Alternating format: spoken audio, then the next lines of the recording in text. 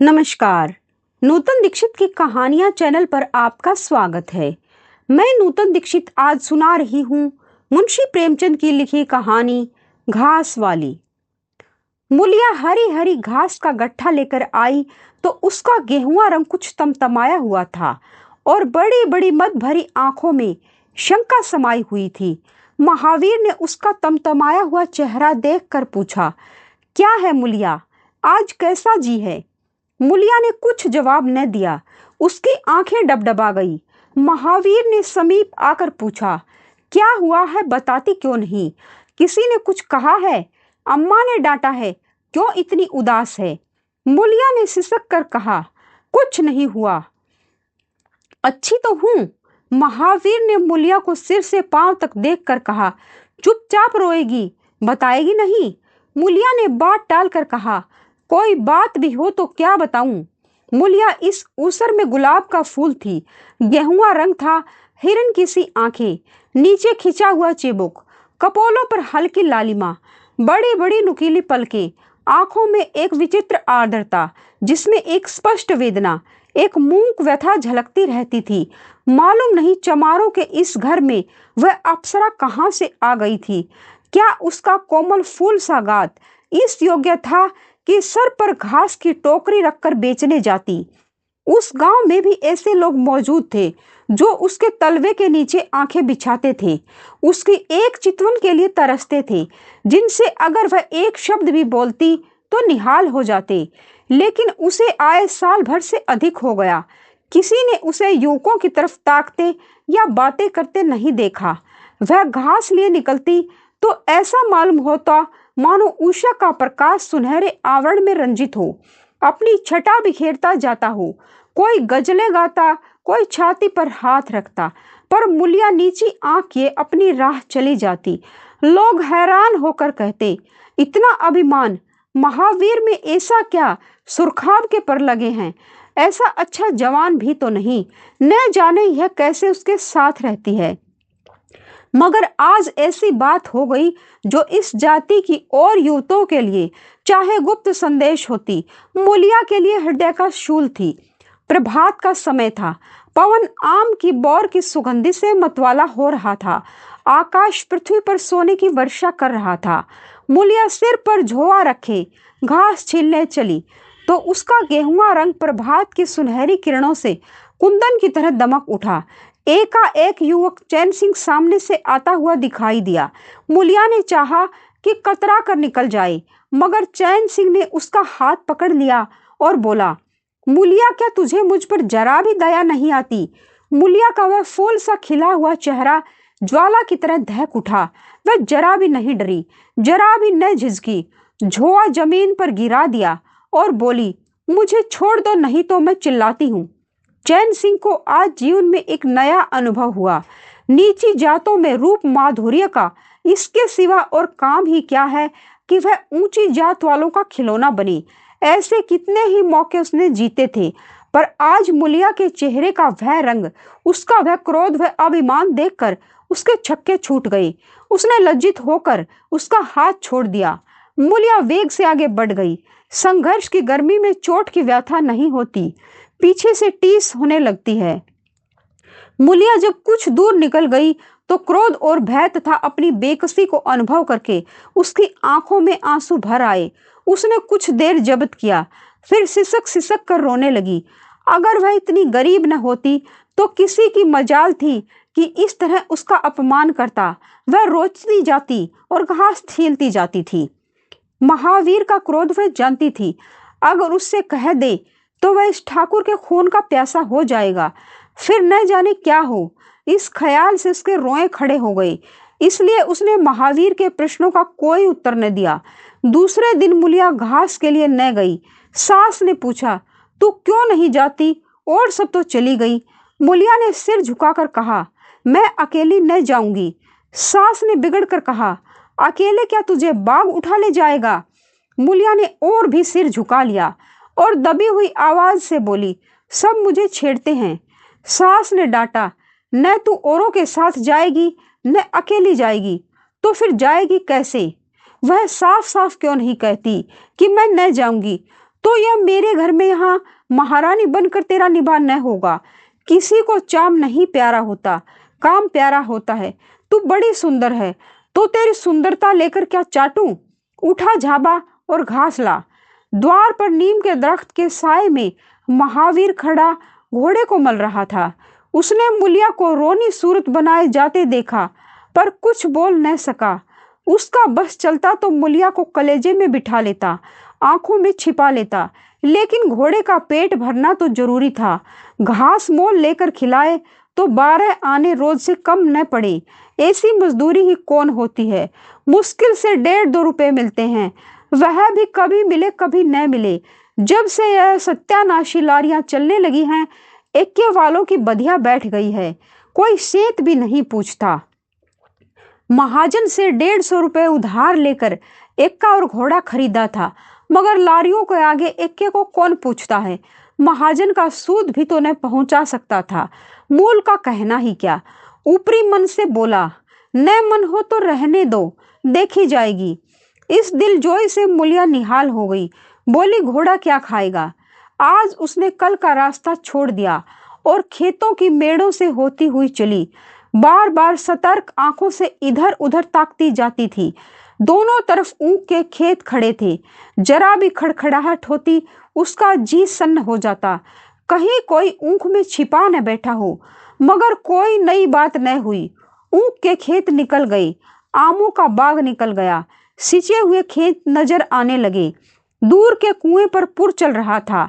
खेतों की मेड़ों पर हरी हरी घास जमी हुई थी। मुलिया का जी ललचाया। यहाँ आधा घंटे में जितनी घास छिल सकती है, सूखे मैदान में दोपहर तक न छिल सकेगी। यहाँ देखता ही कौन है? कोई चिल्लाएगा तो चली जाऊंगी। वह बैठकर घास छीलने लगी और 1 घंटे में उसका झाबा आधे से ज्यादा भर गया। वह अपने काम में इतनी मगन थी कि उसे चैन सिक्के आने की खबर ही न हुई। एकाएक उसने आहट पाकर सिर उठाया तो चैन सिंह को खड़ा देखा। मुलिया की छाती धक से हो गई।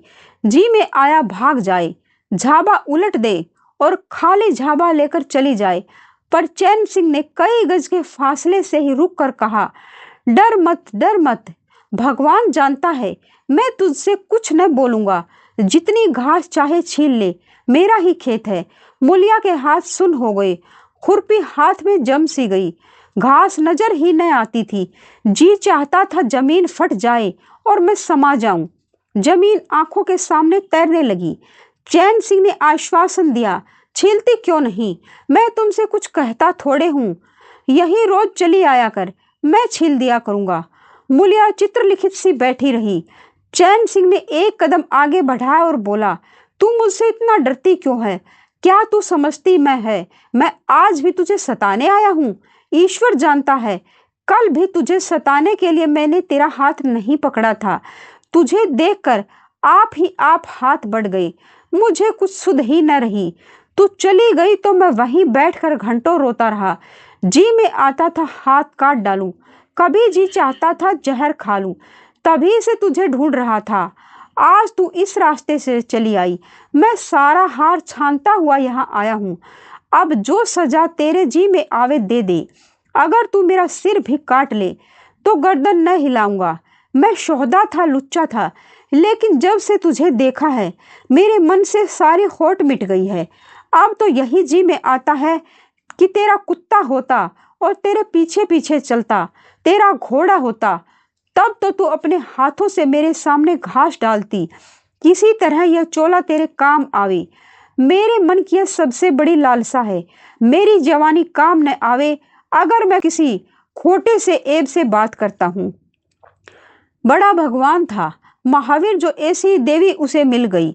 वह चुपचाप मुलिया सब सुनती रही, फिर नीचा सिर करके भोलेपन से बोली, तो तुम मुझे क्या करने को कहते हो? चैन सिंह और समीप आकर बोला, बस तेरी दया चाहता हूँ। मुलिया ने सिर उठाकर उसकी ओर देखा। उसकी लज्जा न जाने कहाँ गायब हो गई। चुभते हुए शब्दों में बोली, तुमसे एक बात कहूँ, बुरा तो न मानोगे, तुम्हारा ब्याह हो गया है या नहीं? चैन सिंह ने तभी जबान से कहा, ब्याह तो हो गया, लेकिन ब्याह क्या है, खिलवाड़ है। मुलिया के होठों पर अवहेलना की मुस्कुराहट झलक पड़ी। बोली, फिर भी अगर मेरा आदमी तुम्हारी औरत से इसी तरह बातें करता तो तुम्हें कैसा लगता? तुम उसकी गर्दन काटने पर तैयार हो जाते कि नहीं? बोलो, क्या समझते हो कि महावीर चमार है तो उसकी देह में लहू नहीं है, उसे लज्जा नहीं है, अपने मर्यादा का विचार नहीं है? मेरा रूप रंग तुम्हें भाता है क्या? घाट के किनारे मुझसे कहीं सुंदर औरतें नहीं घूमा करती? मैं उनके तलवों की बराबरी भी नहीं कर सकती। तुम उसमें से किसी से क्यों नहीं दया मांगते? क्या उनके पास दया नहीं है? मगर वहां तुम न जाओगे, क्योंकि वहां जाते तुम्हारी छाती टहलती है। मुझसे दया मांगते हो इसलिए न कि मैं चमारिन हूँ, नीच जाति हूँ, और नीच जाति की औरत जरा सी घुड़की धमकी व जरा सी लालच से तुम्हारी मुट्ठी में आ जाएगी। कितना सस्ता सौदा है, ठाकुर हो न, ऐसा सस्ता सौदा क्यों छोड़ने लगे? चैन सिंह लज्जित होकर बोला, मूला यह बात नहीं, मैं सच कहता हूँ, इसमें ऊंच नीच की बात नहीं है, सब आदमी बराबर हैं। मैं तो तेरे चरणों पर सिर रखने को तैयार हूँ। मुलिया, इसीलिए न कि जानते हो मैं कुछ कर नहीं सकती। जाकर किसी खतरानी के चरणों पर सिर रखो तो मालूम हो कि चरणों पर सिर रखने का क्या फल मिलता है। फिर यह सिर तुम्हारी गर्दन पर न रहेगा।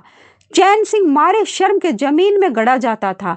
उसका मुंह ऐसा सूख गया था मानो महीनों की बीमारी से उठा हो। मुंह से बात न निकलती थी। मुलिया इतनी वाकपटु है, इसका उसे गुमान भी न था। मुलिया फिर बोली, मैं भी रोज बाजार जाती हूँ, बड़े बड़े घरों का हाल जानती हूँ। मुझे किसी बड़े घर का नाम बता दो जिसमें कोई साइस, कोई कोचवान, कोई कहार, कोई पंडा, कोई महाराज न घुसा बैठा हो। यह सब बड़े घरों की लीला है, और वह औरतें जो कुछ करती हैं ठीक करती हैं। उनके घर वाले भी तो चमारिनों और कहारिनों पर जान देते फिरते हैं। लेना देना बराबर हो जाता है। बेचारे गरीब आदमियों के लिए यह बातें कहाँ? मेरे आदमी के लिए संसार में जो कुछ हूँ मैं हूँ, वह किसी दूसरी महरिया की ओर आंख उठाकर भी नहीं देखता। संयोग की बात है कि मैं तनिक सुंदर हूँ, लेकिन मैं काली कलूटी भी होती तब भी वह मुझे इसी तरह रखता, इसका मुझे विश्वास है। मैं चमारिन होकर भी इतनी नीच नहीं हूँ कि विश्वास का बदला खोट से दूं। हाँ, वह अपने मन की करने लगे, मेरी छाती पर मूंग दलने लगे तो मैं भी उसकी छाती पर मूंग दलूंगी। तुम मेरे रूप ही के दीवाने हो न। आज मुझे माता निकल आए, कानी हो जाऊं तो मेरी ओर ताकोगे भी नहीं। बोलो, झूठ कहती हूँ? चैन सिंह इनकार न कर सका। मुलिया ने उसे गर्व से भरे हुए स्वर में कहा, लेकिन मेरी एक नहीं, दोनों आंखें फूट जाएं, तब भी वह मुझे इसी तरह रखेगा, मुझे उठावेगा, बैठावेगा, खिलावेगा। तुम चाहते हो मैं ऐसे आदमी के साथ कपट करूं? जाओ, अब मुझे कभी न छेड़ना, नहीं अच्छा न होगा। जवानी जोश है, बल है, दया है, साहस है और आत्मविश्वास है, गौरव है और सब कुछ जो जीवन को पवित्र, उज्जवल, पूर्ण बना देता है। जवानी का नशा घमंड है, निर्दयता है, स्वार्थ है, शेखी है और विषय वासना है, कटुता है और वह सब कुछ जो जीवन को पशुता, विकार और पतन की ओर ले जाता है। चैन सिंह पर जवानी का नशा था। मुलिया के शीतल छींटों ने नशा उतार दिया। जैसे उबलती हुई चाशनी में पानी के छींटे पड़ जाने से फेन मिट जाता है, मैल निकल जाता है और निर्मल शुद्ध रस निकल आता है। जवानी का नशा जाता रहा, केवल जवानी रह गई। कामिनी के शब्द जितनी आसानी से दीन और ईमान को गारत कर सकते हैं, उतनी ही आसानी से उनका उद्धार भी कर सकते हैं। चैन सिंह उस दिन से दूसरा ही आदमी हो गया। गुस्सा उसकी नाक पर रहता था। बात बात पर मजदूरों को गालियां देना, डांटना और पीटना उनकी आदत थी। आसामी उससे थर थर कांपते थे। मजदूर उसे आते देखकर अपने काम में चुस्त हो जाते थे, पर जो ही उसने इधर पीठ फेरी, उन्होंने चिलम पीना शुरू किया। सब दिल में उससे जलते थे, उसे गालियां देते थे। मगर उस दिन से चैन सिंह इतना दयालु, इतना गंभीर, इतना सहनशील हो गया कि लोगों को आश्चर्य होता था। कई दिन गुजर गए थे। एक दिन संध्या समय चैन सिंह खेत देखने गया। पुर चल रहा था। उसने देखा कि एक जगह नाली टूट गई है और सारा पानी बहा चला जाता है। क्यारियों में पानी बिल्कुल नहीं पहुंचता, मगर क्यारी बनाने वाली बुढ़िया चुपचाप बैठी है। उसे इसकी जरा भी फिक्र नहीं है कि पानी क्यों नहीं आता। पहले यह दशा देखकर चैन सिंह आपे से बाहर हो जाता, उस औरत की उस दिन मजदूरी काट लेता और पुर चलाने वालों को घुड़कियां जमाता। पर आज उसे क्रोध नहीं आया। उसने मिट्टी लेकर नाली बांध दी और खेत में जाकर बुढ़िया से बोला, तू यहाँ बैठी है और पानी सब बहा जा रहा है। बुढ़िया घबरा कर बोली, अभी खुल गई होगी राजा, मैं अभी जाकर बंद किए देती हूँ। यह कहती हुई वह थर थर कांपने लगी। चैन सिंह ने उसकी दिलजोई करते हुए कहा, भाग मत, मैंने नाली बंद कर दी। बुढ़ऊ कई दिन से नहीं दिखाई दिए, कहीं काम पर जाते हैं कि नहीं। बुढ़िया गदगद होकर बोली, आजकल तो खाली ही बैठे हैं भैया, कहीं काम नहीं लगता। चैन सिंह ने नम्र भाव से कहा, तो हमारे यहाँ लगा दे, थोड़ा सा सन रखा है, उसे काट दे। यह कहता हुआ वह कुएं की ओर चला गया। यहाँ 4 पुर चल रहे थे, पर इस वक्त 2 हकवे बेर खाने गए थे। चैन सिंह तो देखते ही मजदूरों के होश उड़ गए। ठाकुर ने पूछा, 2 आदमी कहाँ गए? तो क्या जवाब देंगे? सब के सब डांटे जाएंगे। बेचारे दिल में सहमे जा रहे थे। चैन सिंह ने पूछा, वह दोनों कहाँ चले गए? किसी के मुंह से आवाज न निकली। सहसा सामने से दोनों मजूर धोती के एक कोने में बेर भरे आते दिखाई दिए। खुश खुश बातें करते चले आ रहे थे। चैन सिंह पर निगाह पड़ी तो दोनों के प्राण सूख गए, पांव मन मन कहे हो गए। अब न आते बनता है न जाते। दोनों समझ गए कि आज डांट पड़ी, शायद मजूरी भी कट जाए। चाल धीमी पड़ गई। इतने में चैन सिंह ने पुकारा, बढ़ाओ, कैसे बेर हैं, लाओ जरा मुझे भी दो, मेरे ही पेड़ के हैं न। दोनों और भी सहम उठे। आज ठाकुर जीता न छोड़ेगा, कैसा मीठा मीठा बोल रहा है, उतनी ही भिगो भिगो कर लगाएगा। बेचारे और भी सिकुड़ गए। चैन सिंह ने फिर कहा, जल्दी से आओ, पक्की पक्की सब मैं ले लूंगा। जरा एक आदमी लपक कर घर से थोड़ा नमक तो ले लो। बाकी दोनों मजदूरों से, तुम भी दोनों आ जाओ, उस पेड़ के बेर मीठे होते हैं, बेर खा लें, काम तो करना ही है। अब दोनों भगोड़ों को कुछ ढांढस हुआ। सभी ने जाकर सब बेर चैन सिंह के आगे डाल दिए और पक्के पक्के छांट कर उसे देने लगे। एक आदमी नमक लाने दौड़ा। आधा घंटे तक चारों पुर बंद रहे। जब सब बेर उड़ गए और ठाकुर चलने लगे, दोनों अपराधियों ने हाथ जोड़कर कहा, भैया जी, आज जान बख्शी हो जाए, बड़ी भूख लगी थी, नहीं तो कभी न जाती। चैन सिंह ने नम्रता से कहा, तो इसमें बुराई क्या हुई, मैंने भी तो बेर खाए, 1 आध घंटे का हर्जा हुआ यही न। तुम चाहोगे तो घंटे भर का काम आध घंटे में कर दोगे, न चाहोगे दिन भर में भी घंटे भर का काम न होगा। चैन सिंह चला गया तो चारों बातें करने लगे। एक ने कहा, मालिक इस तरह पहले कभी न रहे थे, यह नहीं कि हरदम छाती पर सवार हो जाया करते थे। दूसरा, मैंने तो समझा आज कच्चा ही खा जाएंगे। तीसरा, कई दिन से देखता हूँ मिजाज नरम हो गया है। चौथा, सांझ को पूरी मजदूरी मिले तो कहना। पहला, तुम तो हो गोबर गणेश, आदमी का रुख नहीं पहचानते। दूसरा, अब खूब दिल लगाकर काम करेंगे। तीसरा, और क्या, जब उन्होंने हमारे ऊपर छोड़ दिया तो हमारा भी धर्म है कि कोई कसर न छोड़े। चौथा, मुझे तो भैया ठाकुर पर अब भी विश्वास नहीं आता। एक दिन चैन सिंह को किसी काम से कचहरी जाना था। 5 मील का सफर था। यूं तो वह बराबर अपने घोड़े पर जाया करता था, पर आज धूप बड़ी तेज हो रही थी। सोचा एक्के पर चला चलूं। महावीर को कहला भेजा, मुझे लेते जाना। कोई 9 बजे महावीर ने पुकारा। चैन सिंह तैयार बैठा था, चटपट एक्के पर बैठ गया, मगर घोड़ा इतना दुबला हो रहा था, एक्के की गद्दी इतनी मैली और फटी हुई, सारा सामान इतना रद्दी कि चैन सिंह को उस पर बैठते शर्म आई। पूछा, यह सामान क्यों बिगड़ा हुआ है? महावीर, तुम्हारा घोड़ा तो इतना दुबला कभी न था, क्या आजकल सवारियां कम हैं? महावीर ने कहा, नहीं मालिक, सवारियां काहे नहीं हैं, मगर लारियों के सामने एक एक को कौन पूछता है।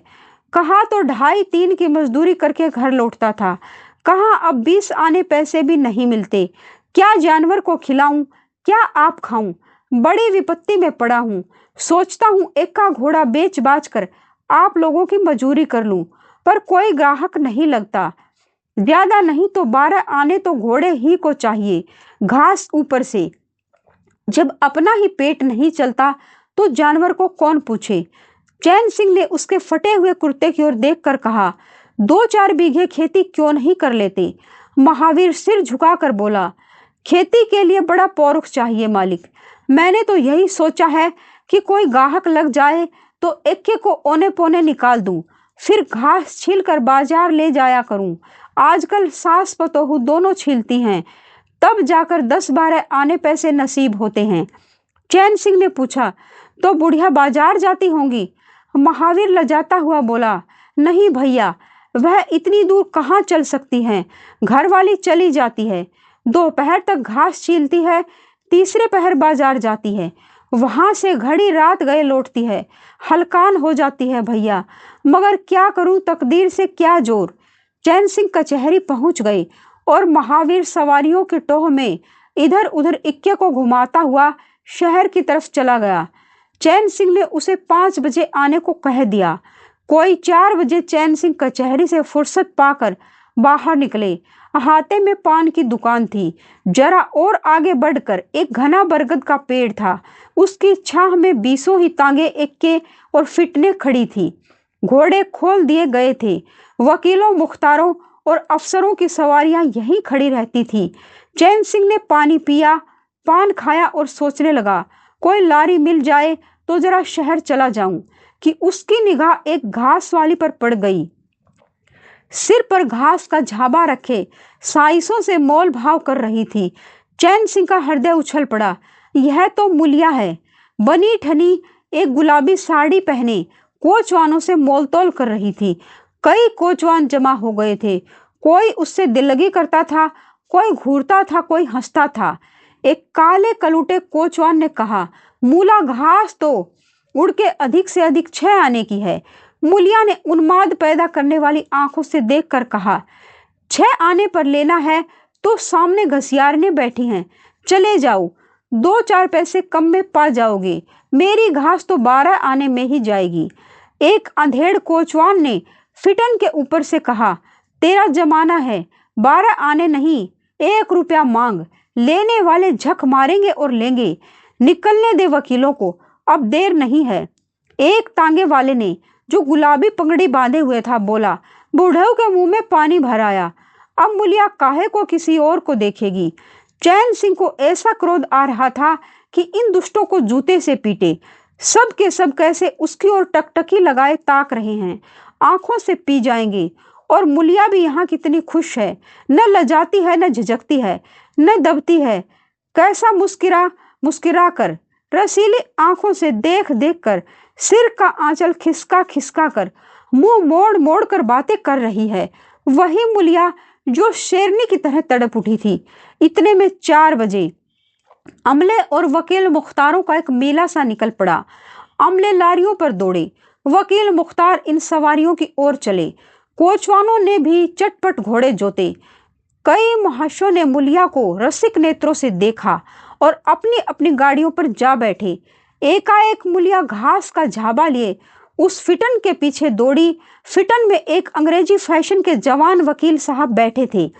उन्होंने पावदान पर घास रखवा ली, जेब से कुछ निकाल कर मुलिया को दिया। मुलिया मुस्कुराई। दोनों में कुछ बातें भी हुई जो चैन सिंह न सुन सके। एक क्षण में मुलिया प्रसन्न मुख घर की ओर चली। चैन सिंह पान वाले की दुकान पर विस्मृति की दशा में खड़ा रहा। पान वाले ने दुकान बढ़ाई, कपड़े पहने और केबिन का द्वार बंद करके नीचे उतरा तो चैन सिंह की समाधि टूटी। पूछा, क्या दुकान बंद कर दी? पान वाले ने सहानुभूति दिखाकर कहा, इसकी दवा करो ठाकुर साहब, यह बीमारी अच्छी नहीं है। चैन सिंह ने चकित होकर पूछा, कैसी बीमारी? पान वाला बोला, कैसी बीमारी? आधा घंटे से यहाँ खड़े हो जैसे कोई मुर्दा खड़ा हो। सारी कचहरी खाली हो गई, सब दुकानें बंद हो गई। मेहतर तक झाड़ू लगाकर चल दिए। तुम्हें कुछ खबर नहीं हुई। यह बुरी बीमारी है, जल्दी दवा कर डालो। चैन सिंह ने छड़ी संभाली और फाटक की ओर चला कि महावीर का एक्का सामने से आता दिखाई दिया। कुछ दूर एक्का निकल गया तो चैन सिंह ने पूछा, आज कितने पैसे कमाए महावीर? महावीर ने हंसकर कहा, आज तो मालिक दिन भर खड़ा ही रह गया, किसी ने बेगार में भी न पकड़ा, ऊपर से 4 पैसे की बीड़ियां पी गया। चैन सिंह ने जरा देर के बाद कहा, मेरी एक सलाह है, तुम मुझसे 1 रुपया रोज लिया करो। बस जब मैं बुलाऊं तो एक्का लेकर चले आया करो, तब तो तुम्हारी घरवाली को घास लेकर बाजार न जाना पड़ेगा। बोलो मंजूर है? महावीर ने सजल आंखों से देखकर कहा, मालिक आप ही का तो खाता हूं, आपका प्रजा हूं, जब मर्जी हो पकड़ मंगवाइए। आपसे रुपए? चैन सिंह ने बात काट कर कहा, नहीं, मैं तुमसे बेगार नहीं लेना चाहता, तुम मुझसे 1 रुपया रोज ले जाया करो। घास लेकर घरवाली को बाजार मत भेजा करो, तुम्हारी आबरू मेरी आबरू है। और भी रुपए पैसे का जब काम हो बेखटके चले आया करो। हाँ देखो, मुलिया से इस बात की भूल कर भी चर्चा न करना। क्या फायदा? कई दिनों के बाद संध्या समय मुलिया चैन सिंह से मिली। चैन सिंह आसामियों से माल गुजारी वसूल करके घर की ओर लपका जा रहा था कि उसी जगह जहां उसने मुलिया की बाह पकड़ी थी, मुलिया की आवाज कानों में आई। उसने ठिठक कर पीछे देखा तो मुलिया दौड़ी आ रही थी। बोला, क्या है मुला, क्यों दौड़ती हो? मैं तो खड़ा हूं। मुलिया ने हाँफते हुए कहा, कई दिन से तुमसे मिलना चाहती थी, आज तुम्हें आते देखा तो दौड़ी। अब मैं घास बेचने नहीं जाती। चैन सिंह ने कहा, बहुत अच्छी बात है, क्या तुमने कभी मुझे घास बेचते देखा है? हाँ, एक दिन देखा था। क्या महावीर ने तुझसे सब कह डाला? मैंने तो मना कर दिया था। वह मुझसे कोई बात नहीं छिपाता। दोनों एक क्षण चुप खड़े रहे, किसी को कोई बात न सूझती थी। एकाएक मुलिया ने मुस्कुरा कर कहा, यहाँ तुमने मेरी बाह पकड़ी थी। चैन सिंह ने लज्जित होकर कहा, उसको भूल जाओ मुला, मुझ पर जाने कौन भूत सवार था। मुलिया गदगद कंठ से बोली, उसे क्यों भूल जाऊं? उसी बाह गए की लाज तो निभा रहे हो। गरीब आदमी से जो चाहे करवाओ, तुमने मुझे बचा लिया। फिर दोनों चुप हो गए। जरा देर के बाद मुलिया ने फिर कहा, तुमने समझा होगा, मैं हंसने बोलने में मगन हो रही थी। चैन सिंह ने बलपूर्वक कहा, नहीं मुलिया, मैंने एक क्षण के लिए भी नहीं समझा। मुलिया मुस्कुरा कर बोली, मुझे तुमसे यही आशा थी और है। पवन सिंचे हुए खेतों में विश्राम करने जा रहा था। सूर्य निशा की गोद में विश्राम करने जा रहा था और उस मलिन प्रकाश में चैन सिंह मुलिया की विलीन होती हुई रेखा को खड़ा देख रहा था। आप सुन रहे थे मुंशी प्रेमचंद की लिखी कहानी घास वाली।